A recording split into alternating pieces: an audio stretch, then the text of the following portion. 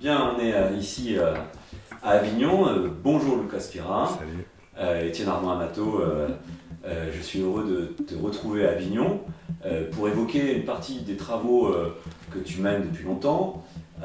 À Paris, je t'ai vu au Quai Branly, autour de ton exposé sur l'ensemble de ton travail et danse neurale. Aujourd'hui, ce qui m'amène en tant que chercheur en communication, comme tu le sais, qui suit les univers virtuels, c'est ta réflexion de performeur, d'artiste contemporain sur l'émergence des métaverses ou du métaverse, en sachant qu'un mot-clé m'a frappé, que tu as utilisé dans cette conférence au Quai Branly, c'est celui d'avatar, mais aussi d'auto-avatar. Et depuis, tu m'as confié avoir un peu continué à creuser le sujet.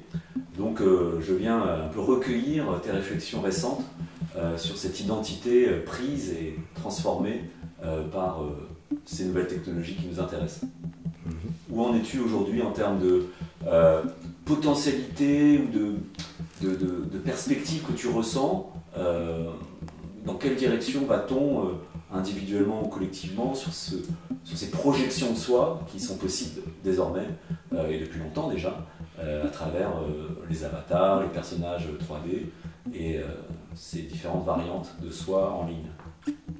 Voilà, la question est large. C'est large, c'est ouvert, une question exploratoire. Question exploratoire. Tout à fait. J'arrive juste du Japon. Je viens de passer un mois au Japon. Et quand j'étais au Japon, j'étais avec un ami qui était, comme moi, assez fasciné par tout ce qui est en train d'arriver avec les intelligences artificielles. Et ça a fait un peu le pont avec des choses sur lesquelles j'étais déjà. Ça fait un moment que je perçois notre façon de devenir à l'intérieur de l'Internet, etc., et par extension du métaverse, etc., enfin on va dire de rentrer dans un monde numérique. Je nous vois petit à petit rentrer là-dedans, en fait. Je vois de plus en plus... moi, je suis sur une démarche autour du corps qui a été posée dans la vie réelle, on va dire, dans la vie sociale directement, parce qu'il n'y avait pas d'autres moyens avant. Mais j'ai vu arriver petit à petit des phénomènes qui m'ont interpellé, où j'ai vu des gens que je voyais, des gens qui j'imaginais ne pouvaient pas vivre socialement ce qui est représenté sur les réseaux sociaux. Des espèces de personnages un peu créés comme il y a Matière Fécale, qui est assez connu maintenant, qui bosse avec Rick Owens ou des marques comme ça, mais qui avant, et d'autres démarches comme ça, assez singulières, on va dire. Et j'ai vu des gens voilà, qui faisaient exister en fait leur démarche, leur personnage, leur personnalité, l'avatar qu'ils étaient en train de créer, en fait, et de le faire exister sur les réseaux sociaux. Donc d'abord en prenant des photos, les postant, et petit à petit, on va dire, générer une espèce de validité sur les réseaux avant de pouvoir se permettre, une fois qu'il y a cette reconnaissance, d'un seul coup de pouvoir le faire exister, puis d'arriver à travailler avec des marques ou à faire des choses, enfin d'exister vraiment dans la vie sociale. Mais ce qui aurait été beaucoup plus dur, on va dire, là c'est comme un espèce de tampon, en fait, qui permet de faire exister quelque chose avant de le faire exister vraiment dans le monde réel. Et donc voilà, on est vraiment dans cette virtualité de soi, dans cette représentation de soi à l'intérieur d'un personnage, on va dire d'un avatar. Et ça, je trouvais que c'était déjà un premier pas. Et là, petit à petit, avec les intelligences artificielles qui arrivent, on voit de plus en plus les gens rentrer leurs portraits dans Midjourney ou dans d'autres choses comme ça. Rappelle un peu ce qu'est Midjourney pour les... Alors Midjourney, c'est une intelligence artificielle qui crée des images à partir de mots-clés. Tu balances des mots-clés, tu peux aussi balancer une photo à la base. Une vraie photo de soi. Tu peux envoyer une vraie photo de toi, puis après tu rajoutes des mots-clés, et comme ça tu vas construire un espèce de... Tu peux construire à peu près tout ce que tu veux.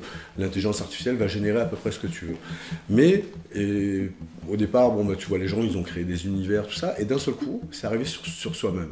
Et petit à petit, tu as vu, on commence à voir arriver des gens qui posent sur les réseaux sociaux cette espèce de personnages créés par l'intelligence artificielle à partir d'eux. Et pour moi, je trouvais vraiment que c'était un pas supplémentaire. D'un seul coup, on arrivait dans quelque chose qui était plus dans le virtuel, tu vois, on était plus que dans l'internet, c'était pas que l'internet, une représentation sur internet, mais vraiment on rentrait dans une espèce de virtualité, on se transpose dans ce monde virtuel. Et le fait de faire exister ces personnages, ce personnage de soi, cet avatar de soi, cet auto-avatar,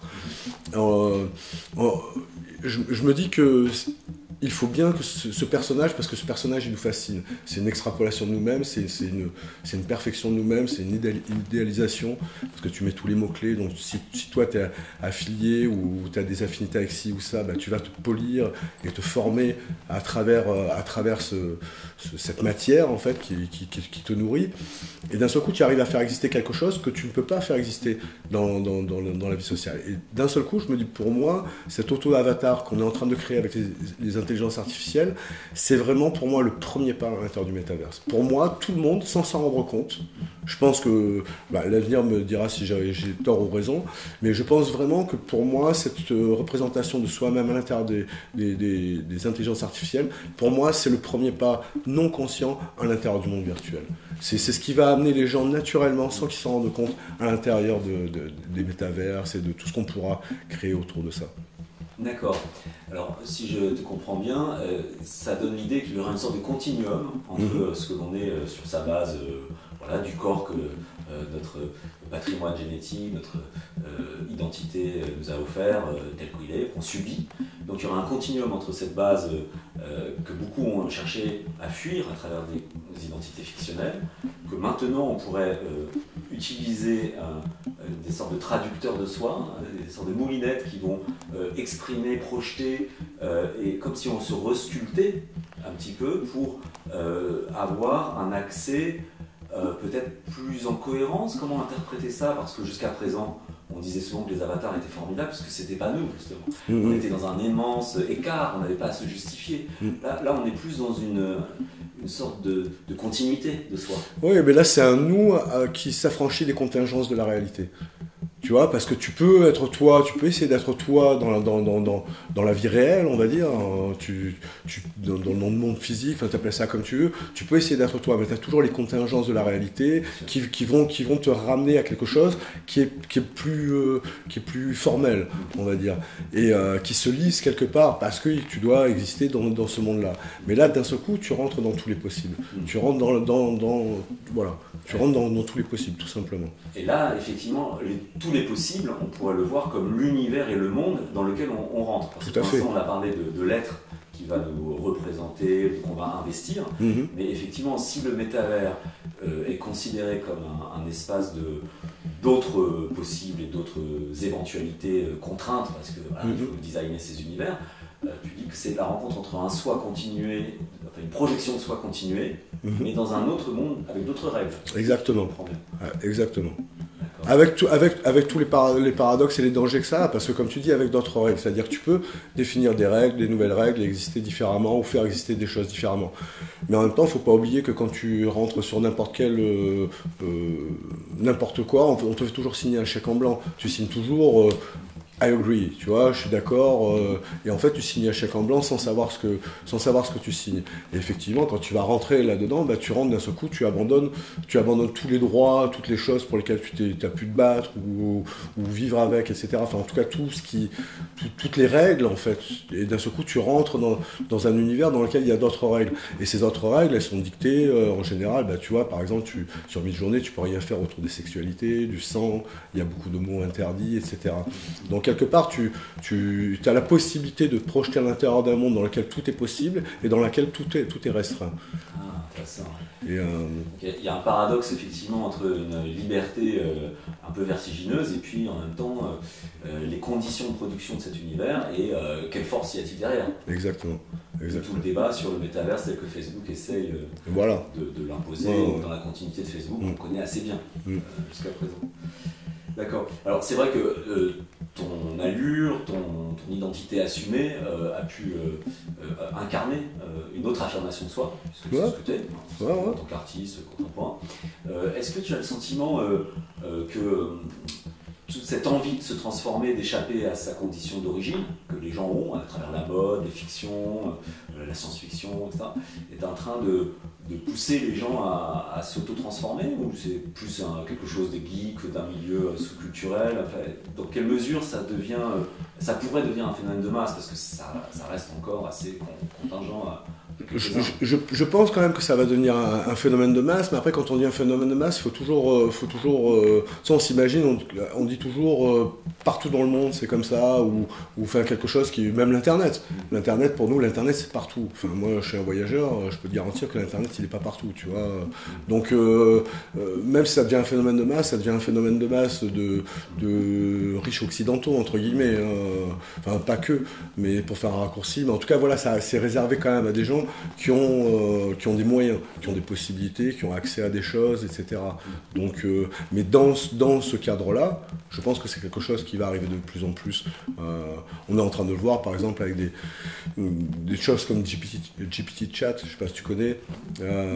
Voilà, c'est un robot conversationnel qui génère automatiquement par IA des réponses. Voilà.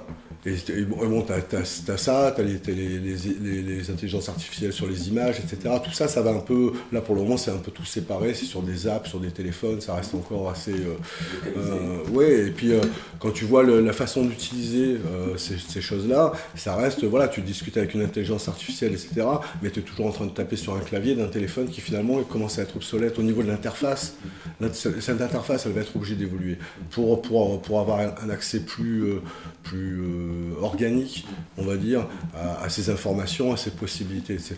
Donc je pense qu'à travers les outils, je pense qu'ils vont beaucoup évoluer. C'est vrai que tu me parlais de ta découverte, enfin de ton exploration des échanges avec GPT Chat, et tu me disais que tu le voyais un peu comme, alors je ne me souviens plus quelle expression tu avais utilisée, mais une sorte de boucle conversationnelle. Comment tu l'as découvert, cette affaire quel échange as-tu eu avec ce robot? Ouais, bah, c'est arrivé très récemment, hein, c'est sorti fin novembre. Et bon, moi je suis toujours un peu ce qui se fait, donc voilà, je suis allé voir un petit peu, et puis bon, voilà, après, je m'intéresse beaucoup à ce que fait Elon Musk avec le Neuralink. Tu vois, c'est quelque chose que je trouve intéressant, parce que voilà. Pour rappel, le Neuralink, c'est le branchement direct. Branchement direct, voilà. Interface cerveau-ordinateur, direct, via un implant.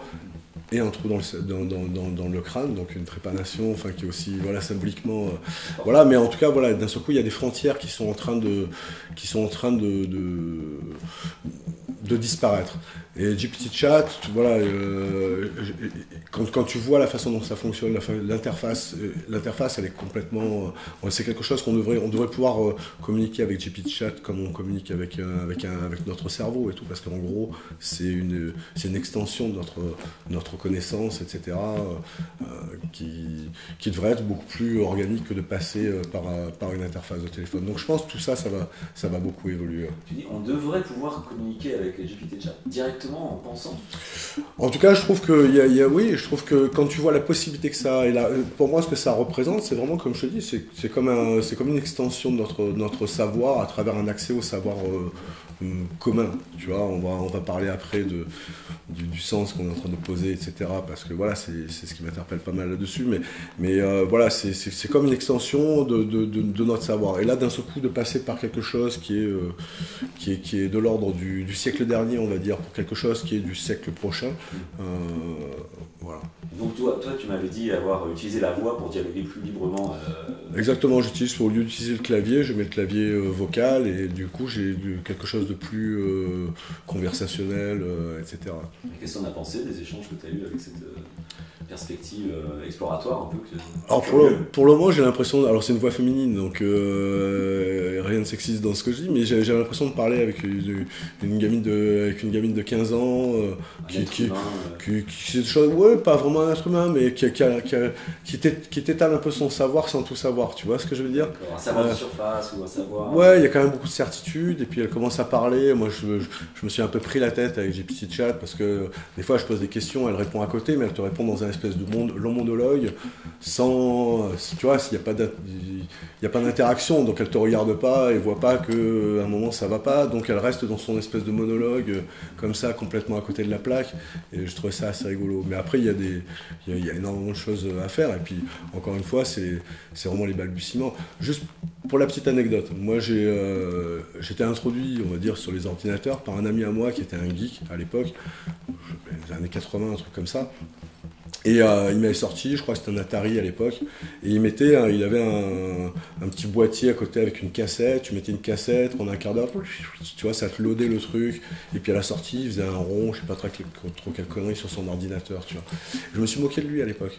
J'étais là, mais ce que fait l'ordinateur, ce que fait ton truc, et là, je peux le faire beaucoup plus facilement. Et puis on voit ce que ça a donné. Donc maintenant, quand je vois le niveau de GPT-Chat ou de ce genre de choses qui arrivent, des intelligences artificielles qui sont en train d'arriver et tout, je me dis ça, c'est le rond que j'ai vu sur l'Atari il y a une trentaine d'années. Je me dis que là, on est en train de faire un bond quantique. Je pense sérieusement, j'ai 56 ans, donc l'an 2000, on imaginait ça vraiment, c'était le futur. On imaginait vraiment des trucs de fou et on a tous été là. À l'an 2000, les voitures, elles volent pas, il n'y a pas ci, il n'y a pas ça.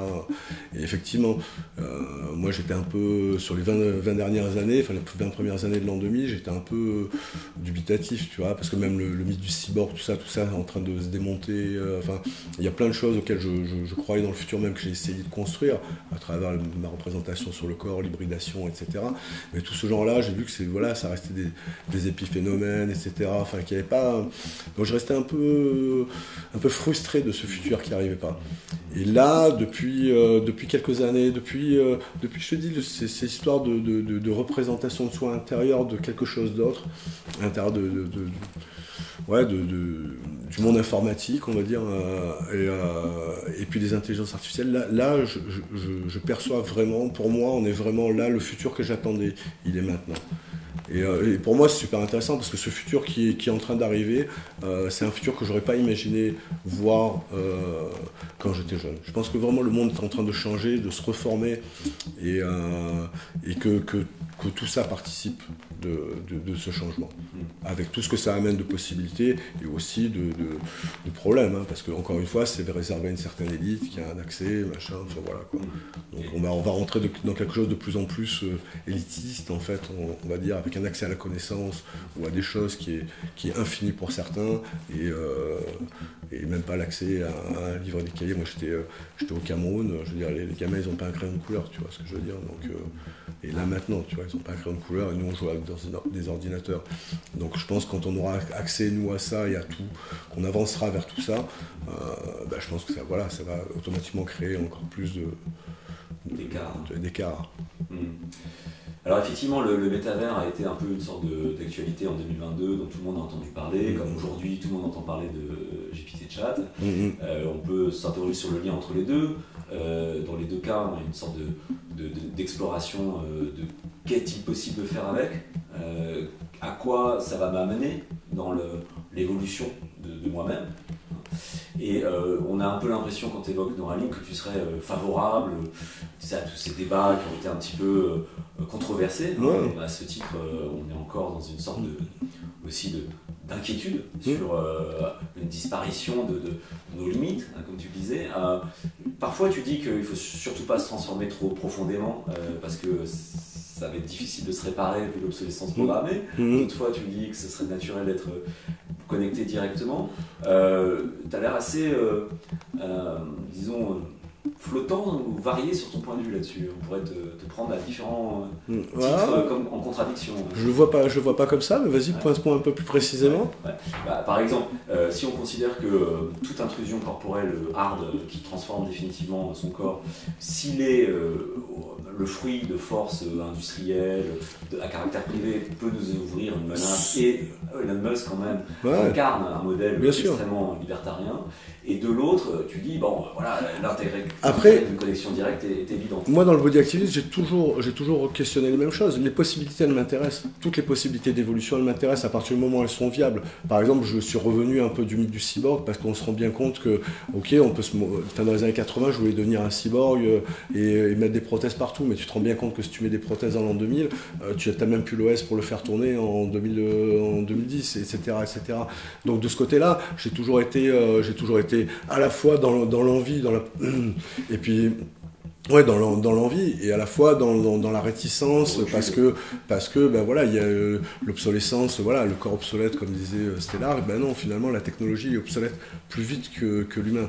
Donc voilà, et puis après il y a tous les outils de contrôle que ça peut amener parce que si tu tournes sur un OS, ben il faut autant c'est ton OS si c'est Apple ou c'est Macintosh, enfin tu vois ce que je veux dire, et t'es tenu un peu comme ça par des choses. Donc les possibilités sont intéressantes, mais à partir du moment où tu as quelqu'un qui a la maîtrise de quelque chose qui t'appartient, parce que c'est comme si tu donnes la maîtrise de ton corps à quelqu'un d'autre en fait, si tu permets à quelqu'un d'autre de le limiter à travers la technologie qu'il va mettre dedans.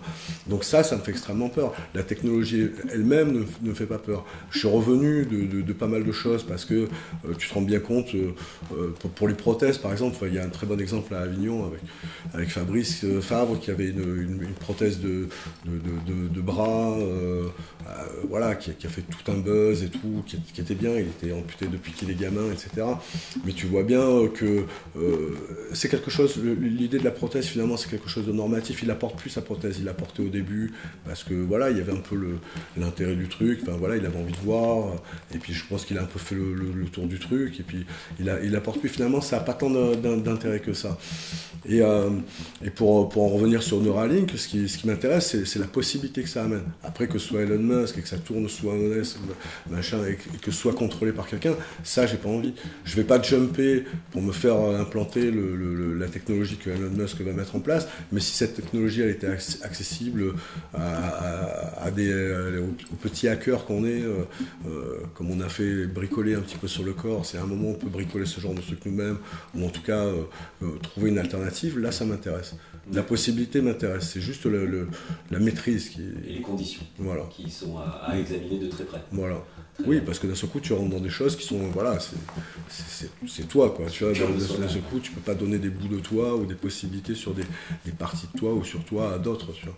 C'est ça.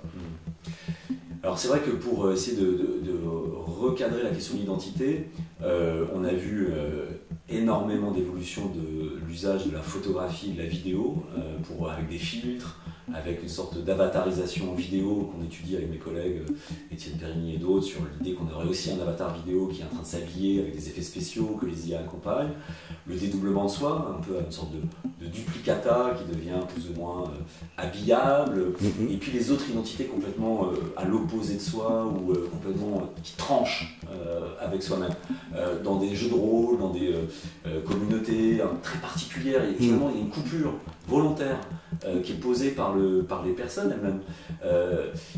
Là tu semblais dire que finalement le continuum à partir du réel allait amener un peu tout le monde dans une direction sans s'en rendre compte, un peu naturellement, enfin, progressivement. Mais qu'est-ce que tu penses de ces renouveaux identitaires assez francs et directs, où quelqu'un décide d'être un homme quand il est une femme, d'être une personne, un robot quand il est un humain, enfin, de ces expériences identitaires très à l'écart et très différentes de son identité normale, habituelle.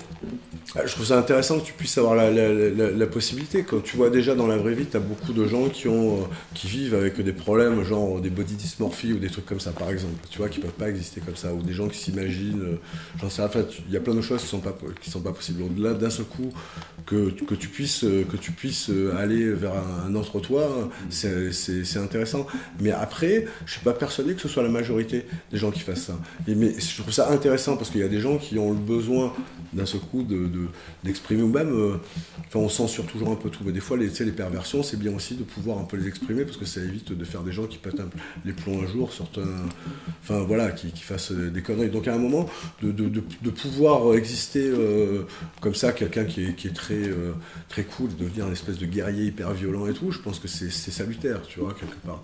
Mais d'ailleurs c'est marrant, ça pourrait devenir un outil thérapeutique, tu vois, de faire exister des gens, tu vois, faire exister leur colère, leur faiblesse, tout ça de façon un peu, ça pourrait être assez intéressant. Et message pour Frédéric Tordeau. Non, mais c'est vrai que Jung parlait de l'ombre en soi, l'obscurité de ce qu'on a refoulé, et le fait que toute une parcours de la maturation psychologique consistait à intégrer des identités qui peuvent être bloquées, par exemple un enfant qu'on a été, des désirs de vie qu'on n'a pas pu accomplir, des choses qui sont interdites socialement, et sans que ça soit pour autant le déversoir à toutes les horreurs du monde, que ça soit une possibilité de se conquérir en fait, dans la différence. Tout à fait. Ça m'évoque ça. Tout à fait. Ton propos d'émancipation, en tout cas de réunification. Ouais, c'est ça, c'est un outil d'émancipation. Mais après, encore une fois, je pense pas que ce soit la majorité des gens qui vont aller vers quelque chose d'autre. Tu sais, je me rappelle pareil, au début de l'Internet, la grosse peur que tout le monde avait, c'est que tu pouvais exister autre. Donc on disait, les gens, quand ils vont être sur les réseaux, on ne saura jamais si on parle à un homme, une femme, si on parle à un vieux, à un jeune, parce que n'importe qui peut se prétendre n'importe qui. Et quand tu regardes ce qu'a donné Facebook, c'est tout le monde et plus que lui-même, tu vois ce que je veux dire, il s'étale comme à lui-même dans le moindre détail, tu vois, il se cache pas derrière des choses, il n'a pas créé quelque chose d'autre, ou il s'invente pas une autre vie, même pas une autre date de naissance, même pas un autre nom, parce qu'à un moment tu avais des noms un peu, mais là tu regardes Facebook, à un moment ils ont lissé tout ça en interdisant d'avoir et donc tout le monde est vraiment devenu de plus en plus lui-même. Et puis je pense que c'est aussi ce qu'on vit de beaucoup de gens, simplement d'être eux-mêmes, mais d'être eux-mêmes un peu perfectionnés. Pour ça aussi la chirurgie esthétique, etc. Voilà. Soi-même un peu autrement. Voilà, soi-même un peu autrement, tu vois. Ce qui est d'ailleurs le propos de Meta avec son métaverse, puisque finalement c'est Facebook qui est basé sur une identité civile réelle, qui propose un monde virtuel dans lequel normalement tout serait possible, mais il se trouve que par logique, puisqu'il favorise des identités fidèles à la sienne d'origine, et ben ça propose aux gens de devenir eux-mêmes autrement. Ce qui est un paradoxe, parce qu'à la base les métavers c'était quand même souvent considérés comme Second Life, dans des univers extrêmement... Bon après Facebook ils sont quand même pas mal plantés. Ils se sont pas mal plantés quand même. Alors, effectivement, à ce jour, leurs prévisions ne semblent pas... C'est pas... Le problème, c'est encore une fois, je veux dire, les gens, ils sont quand même bien rendus compte qu'à un moment, sur Facebook, ils se sont enfermés dans un truc et qu'ils s'appartiennent plus vraiment. Donc, aller plus loin dans ces règles-là, je suis pas sûr, tu vois, même si tout le monde, plus ou moins, a été assez absurde, on va dire, pour jouer le jeu de Facebook, parce qu'il y a une absurdité là-dedans. Hein. Et maintenant qu'il y a eu cette conscience on va dire, ça a posé un peu ça a un peu posé le spectre, tu vois. Donc tu vois, signer un deuxième chèque en blanc à Facebook, je suis pas sûr, tu vois. Mais après, il y a d'autres choses qui arrivent autrement, et que je pense qu'ils sont pas encore là, qui sont en train de se faire. Mais je pense vraiment que tous ces outils qui sont en train d'arriver obligent à créer une autre forme d'interaction avec cet univers virtuel, avec les machines, etc. Donc ça va obligatoirement passer par autre chose que les interfaces qu'on a maintenant. Enfin, pour moi, ça fait aucun doute. Effectivement, la convergence entre les éléments qu'on a évoqués jusqu'à présent, c'est-à-dire des médias accumulés sur soi-même, des systèmes pour les transformer automatiquement, des logiciels pour dialoguer et donc aussi peut-être avoir le fantasme que tout ce qu'on a écrit jusqu'à présent dans un courrier électronique soit la source d'une parole pour autrui ou une source de miroir, le fameux miroir de soi-même automatisé, un reflet. Dis-moi mon beau reflet, que penses-tu de ce que je fais actuellement? Et ça pourrait être son propre avatar qui nous répond. Et donc on imagine qu'il y a probablement des intégrations techniques de tous ces éléments épars, c'est un peu ce que tu dis, ils sont là en jachère, qui vont faire ces changements de seuil que tu perçois. Intéressant. C'est vrai qu'une grande partie de la communauté des vrais pratiquants des mondes virtuels immersifs, persistants, ont un peu été surpris par cette mainmise des réseaux sociaux civils, civils au sens toi, sur une culture de l'avatar et de la transformation qui est celle du jeu, de l'imaginaire, d'exploration autre. Et que là, il y a une sorte de lutte enfin pas de lutte, mais de friction entre des logiques presque de reproduction du réel et des logiques de réinvention purement fictionnelle. Ça, c'est ce qu'on... Là, je pense qu'on rentre vraiment dans une possibilité de réinvention. Et aussi, pareil, tu vois, dans ces univers qui sont en train de se créer, je veux dire, tous ceux qui tenaient un petit peu les choses, tu vois, que ce soit les médias, etc., enfin, tous ceux qui détenaient un peu le savoir, le droit de le transmettre, etc., enfin, tout ça, c'est en train un peu de sauter. Je pense que dans le monde dans lequel on est en train d'arriver, je pense qu'il y a tout qui est à faire. Donc, il y a des gens qui vont essayer, évidemment, d'en faire un business, comme quand Internet est arrivé, etc., mais je pense qu'il y a des choses à poser avant que ce soit récupéré, si c'est récupérable. je pense qu'il y a beaucoup de choses à poser à l'intérieur de ça. Je pense que d'un seul coup, ça ouvre sur la possibilité de poser un nouveau sens, de créer des nouvelles choses. En tout cas, d'essayer, d'expérimenter, parce qu'en plus, on ne prend pas nécessairement de risques, parce qu'on prend pas de risque physique, on va dire. Donc, d'un seul coup, ça permet d'aller beaucoup plus loin, et voilà, j'espère. Alors, je rejoins tes espoirs peut-être en te signalant qu'actuellement, il y a des initiatives autour du Web3 qui sont notamment appelées le fait divers. Le fait divers, c'est un ensemble d'activistes qui ont tenu les leçons des dérives des précédents protocoles et qui sont en train de construire tout un système de blockchain autonomisé et qui ne peut pas être capturé par des instances centralisées pour qu'il y ait une alternative d'emblée au Web3 qui est un petit peu différent des métavers. Et donc c'est intéressant ce que tu dis parce que bon, je me demande dans quelle mesure l'espoir du logiciel libre, c'est la lutte qu'on a eue avec Salman, qui est quand même une lutte de titan face à des forces spéculatives, capitalisées énormes. C'est vrai qu'il y a des frémissements aujourd'hui d'une sorte de conscience de ce qui a échoué. Et c'est pas, je n'avais pas vu les choses ainsi, mais les faits divers, auxquels j'invite tout le monde à s'intéresser, en sont un peu un des signes peut-être d'une réappropriation d'emblée.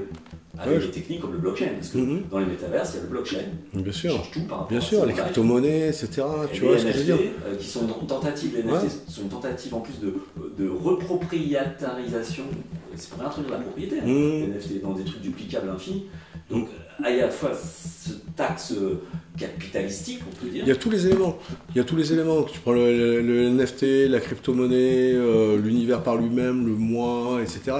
Tu as tous les éléments pour construire quelque chose d'autre, mais d'un seul coup, quelque chose qui échappe un petit peu on va dire à ceux qui détiennent un peu tu vois, les banques, elles sont un peu perdues, tous ceux qui tiennent un peu le pouvoir, ceux qui tiennent un peu le savoir. Tu vois, tous les gens qui tiennent un peu les choses, d'un seul coup, ils perdent la mainmise qu'ils avaient installée depuis l'ère industrielle, etc. Et d'un seul coup, tout ce contrôle qu'ils avaient, d'un seul coup, il est en train de partir dans tous les sens. La monnaie, nous, etc. Enfin, il y a un peu tout qui est en train de leur échapper. Alors, c'est amusant, et la connaissance, surtout. Ah oui. Tu vois, parce que le savoir, c'est hyper important quand même. Là, c'est quand même assez intéressant. Là, on est quand même avec l'Internet, on a réussi à faire un truc qui je trouve paradoxal, c'est que d'un seul coup tu avais accès complètement à tout le savoir, tu pouvais avoir accès à tout et on n'a jamais été aussi stupide. Je veux dire,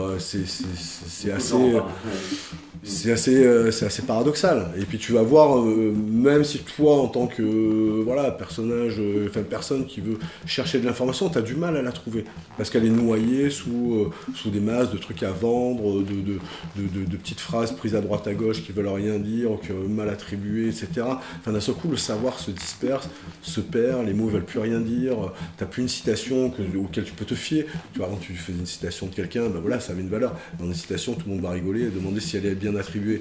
Tu vois ce que je veux dire? Ou même, elle n'a jamais été écrite, etc. Donc, il y a un truc qui s'est vraiment perdu là-dedans. Et j'espère, en tout cas c'est ce que j'essaye de créer, c'est ce que j'essaye de faire, dans tout ce qui est en train d'arriver, d'aller posséder du sens, à travers les NFT, sur lesquels, voilà, c'est tous les trucs sur lesquels à partir de maintenant, là je commence un peu à partir, mais voilà, les NFT, les crypto-monnaies, etc., plein de choses qui font que d'un seul coup tu peux faire exister autre chose et poser du sens, du nouveau sens à l'intérieur d'un nouveau monde. Bon, en fait c'est un peu ça. D'accord. Parce qu'effectivement, tu me disais qu'à propos du sens, de qu'est-ce qui est important, qu'est-ce qui ne l'est pas, on peut voir les IA comme des futurs générateurs de pollution maximum qui vont alors là, carrément brouiller à l'infini des millions de pages, on ne saura même plus où est la vraie connaissance. C'est le risque énorme, ça, c'est vraiment, bien sûr. Et à l'inverse, on a des sortes de filets comme des pêcheurs qui pourraient récolter à la maille fine la pépite qu'on cherche. Et en même temps, tous ces systèmes ils marchent par pertinence. Tu vois, donc moi c'est ce qui m'intéresse, c'est cette histoire de pertinence. Si ça marche par pertinence, si l'AI, si GPT ce chat, il va piocher un peu à droite à gauche dans une masse de savoir, eh ben c'est à nous de poser quelque chose, c'est à nous de poser des nouvelles idées, etc. Pour moi, je trouve ça super intéressant. pas nécessairement le GPT-chat, je ne vais pas réduire à ça, mais parce que ça, c'est juste, on va dire, ce sera un épiphénomène quand, dans 10 ans ou dans 20 ans, tu vois. Il y a d'autres choses qui vont arriver, mais dans ce qui est en train d'arriver, tout cet univers virtualisé, on va dire, il fonctionne avec de la pertinence, il fonctionne avec le sens qui a été mis dedans. Donc moi, je trouve intéressant pour moi, et j'invite tout le monde à le faire, d'aller poser du sens à l'intérieur de ça, d'aller créer voilà, des choses que quand on va chercher quand on va chercher quelque chose, on va pouvoir trouver des choses qui n'auraient pas été imprimées dans un livre, etc., et qui là dans l'internet sont noyées au milieu des fausses news, des machins, de tout ce que tu peux. Alors c'est vrai que ça rejoint un peu les visions futuristes d'un imaginaire dystopique dont on a beaucoup été inspiré. Puisque... Ouais. Après je suis pas sur le meilleur des mondes, qu'on s'entende bien. Oui. Je suis pas dans une utopie, etc. Je vois les possibilités, mais je vois aussi, comme autour du corps avec le body activisme, je vois tout ce que ça amène, je vois tous les problèmes que ça génère aussi. Donc voilà, je suis juste conscient qu'il y a quelque chose qui est en train de se passer, je veux participer à ça, mais après je suis pas dans un délire utopique, on va rentrer dans le meilleur des mondes et aller se loader et se perdre dans la métaverse. C'est pas mon propos du tout, quoi. D'accord. Je retiens une autre idée intéressante pour aller vers la fin de cet entretien, et c'est celle que, effectivement, beaucoup d'autorités un peu désorientées par les nouvelles potentialités, les smart contracts avec les blockchains, les métaverses, ont un peu investi de façon désordonnée. Et c'est intéressant de voir comme la nouvelle vague d'innovation qui est à l'œuvre fait l'objet de sortes d'un peu de coups, des coups d'épée dans l'eau, des tentatives tout azimut, et on sent bien qu'il n'y a pas vraiment de conception stratégique à l'œuvre, ce qui montre qu'il y a probablement un potentiel de renouvellement, puisqu'on ne sait pas exactement ce qui va se passer, donc une zone d'incertitude, on va dire, et il me semble qu'en temps d'incertitude, il y a probablement des outils qui nous aident à naviguer. Évidemment, on pense aux sciences, qui sont des ressources de savoir agrégées, pertinents. On pense aux imaginaires, qui nous éclairent avec des ombres et des contrastes, des utopies ou des cauchemars. On croit comprendre ta position d'artiste là-dedans. Tu l'as exprimé à plusieurs reprises. On est dans l'acte créatif, tu vois, pur et dur, tu vois. Donc voilà, tu crées quelque chose, tu vois. Et la création, c'est quand tu fais une œuvre, c'est aussi tu as envie qu'il y a, enfin, c'est un storytelling. Il y a tout un dialogue avec. C'est pas juste quelque chose tu regardes qui est joli, c'est quelque chose qui exprime quelque chose. Et là, voilà, c'est un outil pour aller exprimer des choses. Moi, je suis artiste transdisciplinaire, on dit, parce que je fais un peu de tout, et voilà, pour moi c'est un nouvel outil, outil de création. Et le dernier point, pour donner mon impression personnelle en tant que chercheur, moi j'ai le sentiment que c'est des plans de réalité qui se démultiplient, et que chaque plan de réalité en fait correspond à des logiques d'existence. Dans un forum, on n'existe pas pareil que dans un Instagram, où moi j'ai été très surpris par les capsules vidéo que les gens mangent comme des Smarties, quelque chose de très les stories, tout cet phénomène. Et donc on a des formes d'existence dans chaque plan de réalité.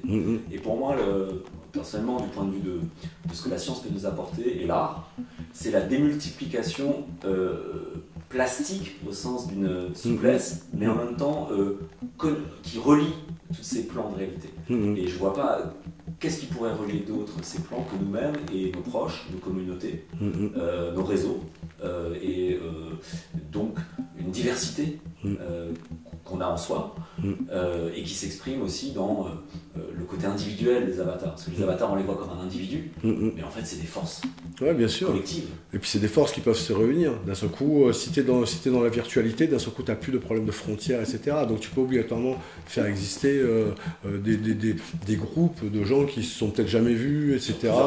Sur plusieurs plans de réalité.